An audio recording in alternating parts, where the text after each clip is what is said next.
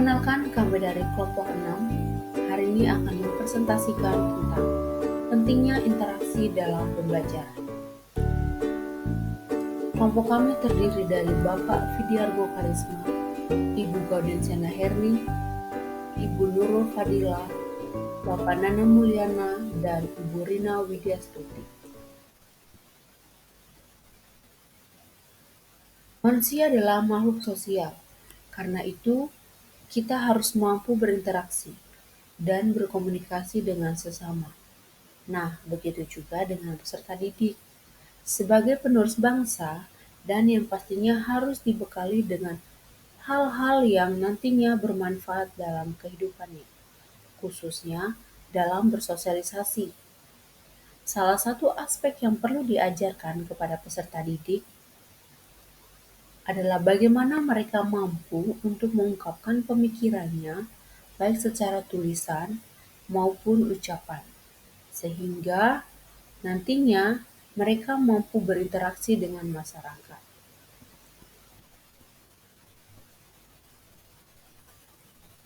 Selanjutnya, kita akan membahas tentang arti interaksi menurut KBBI, yaitu hal saling melakukan aksi berhubungan mempengaruhi antar hubungan. Kalau menurut Bapak Sardiman 2008, bahwa interaksi itu berpangkal pada konsep komunikasi yang berarti milik bersama.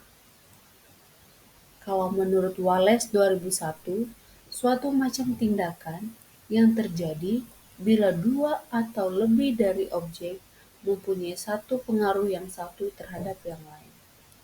Menurut Jamara 2005, interaksi edukatif adalah suatu gambaran hubungan aktif dua arah antara guru dan anak didik yang berlaku.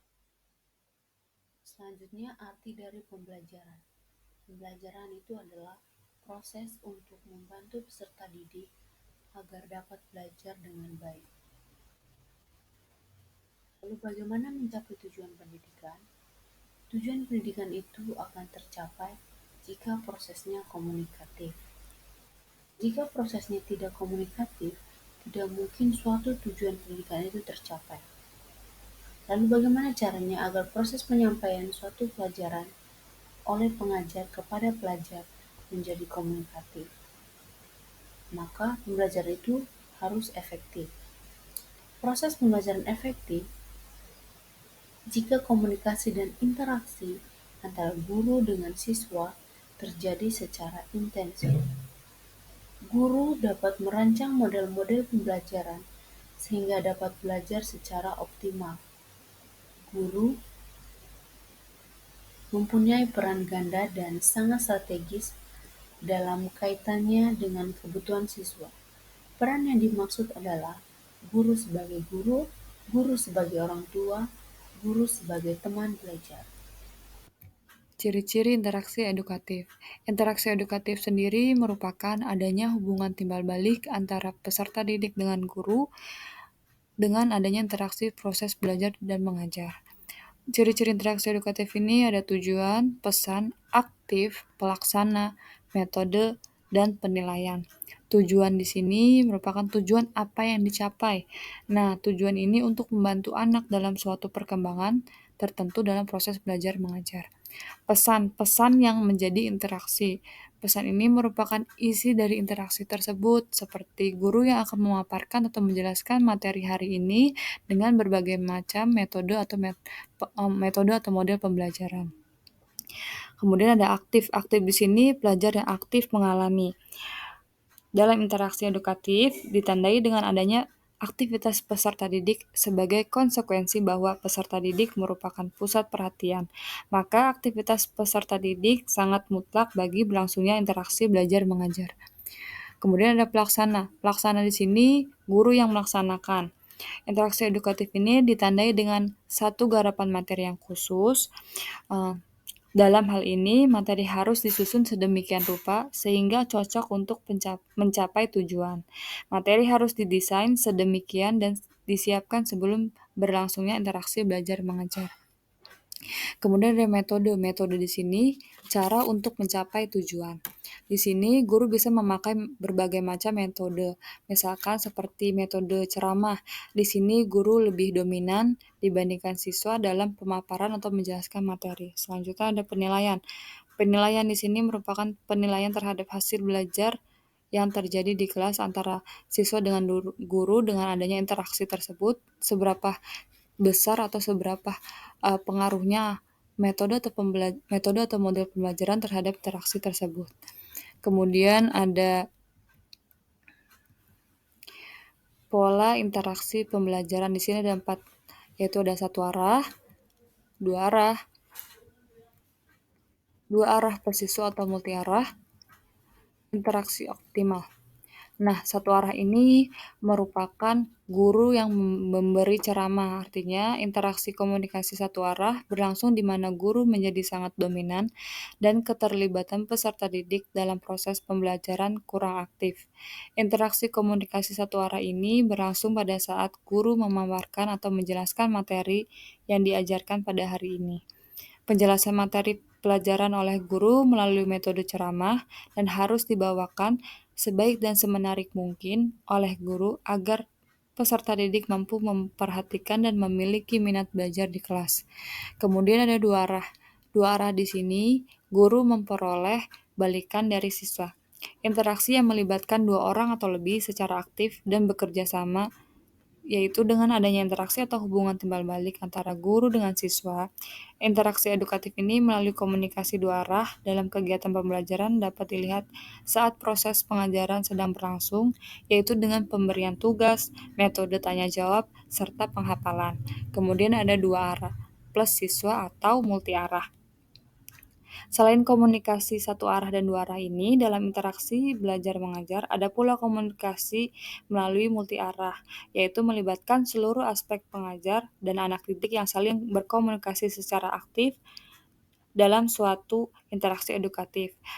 Bentuknya itu seperti diskusi kelas. Nah, pelaksanaan diskusi dalam pembelajaran membentuk siswa untuk saling bekerja sama, saling bertukar pikiran. Diskusi juga mampu meningkatkan daya saing dan perasaan saling menghormati antar kelompok. Dengan adanya diskusi, siswa juga diajak untuk berpikir secara mandiri dan berkelompok. Kemudian yang terakhir ada interaksi optimal. Interaksi optimal ini guru plus siswa atau siswa dengan siswa. Interaksi optimal ini atau total arah ini guru dapat merancang metode atau model-model pembelajaran sehingga siswa dapat belajar secara optimal. Jadi dengan metode atau model pembelajaran yang guru pilih itu dapat menghasilkan interaksi secara optimal. Hubungan interaksi guru dan siswa dengan kognitif meliputi yang pertama, berpikir. Berpikir merupakan aktivitas ideasional, jadi bukan sensoris, bukan motoris. Berikutnya adalah ingatan. Ingatan, kita perhatikan di sini ada menerima dengan cepat. Ingatan cepat artinya mudah dalam menerima suatu hal tanpa menjumpai kesukaran. Ingatan setia merupakan apa yang telah diterima atau dicamkan itu akan disimpan sebaik-baiknya, tidak akan berubah. Ingatan teguh dapat menyimpan kesan dalam waktu yang lama. Ingatan luas banyak menyimpan banyak kesan-kesan. Ingatan siap merupakan mudah dapat mereproduksi kesan yang telah disimpan. Selanjutnya, lupa. Kita perhatikan pada gambar berikut. Untuk mengingat, pertama kali kita membutuhkan waktu 15 menit. Seiring berjalannya waktu, ingatan tersebut akan berkurang. Jika kita mengulanginya kembali untuk mengingat, maka waktu yang diperlukannya kurang dari 15 menit. Jika hal tersebut kita lanjutkan untuk mencoba mengingat lagi, maka ingatan berikutnya membutuhkan waktu yang lebih sedikit, kurang dari 10 menit. Jika kita lanjutkan terus-menerus sampai dengan ingatan kita 100%, maka semakin sedikit waktu yang digunakan untuk mengingat hal yang sama. Kemudian, kesadaran. Kesadaran adalah suatu kondisi seseorang dalam keadaan mengerti. Pola seperti apa siswa agar berperan aktif? Yang pertama, metode. Kita harus gunakan metode yang tepat sesuai dengan kondisi siswa. Misalnya, metode penemuan untuk permasalahan praktik. Kemudian, model.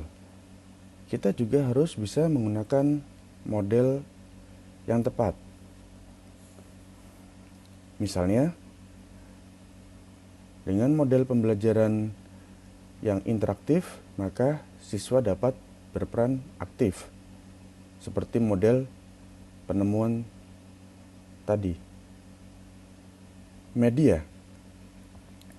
Dengan penggunaan media audiovisual yang menarik, siswa dapat meningkatkan keaktifannya di dalam kelas.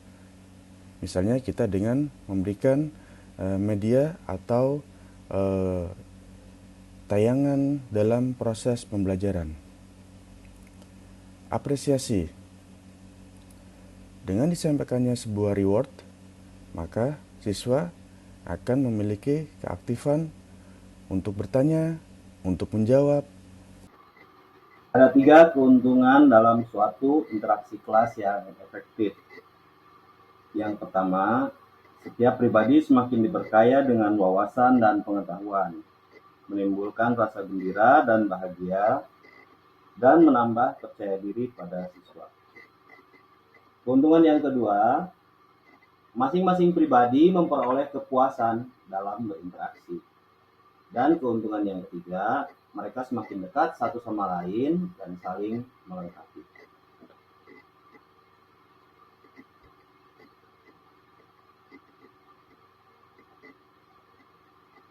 Bagaimana cara mencapai interaksi antara guru dan siswa? Interaksi antara guru dan murid, dan sebaliknya murid kepada guru, keduanya saling berperan dan bersifat gayung bersambut. Hal ini dapat dicapai antara lain dengan pertama mengajarkan, yang kedua mengarahkan, yang ketiga memuji, yang keempat mengkritik, yang kelima mengajukan pertanyaan, yang keenam inisiatif berbicara, dan yang ketujuh menjawab. Interaksi adalah inti pembelajaran antara guru dan murid. Interaksi yang dimaksud tentunya interaksi edukatif, yang merupakan proses interaksi yang disengaja, sadar tujuan, dan menghantarkan anak ke tingkat kedewasaannya.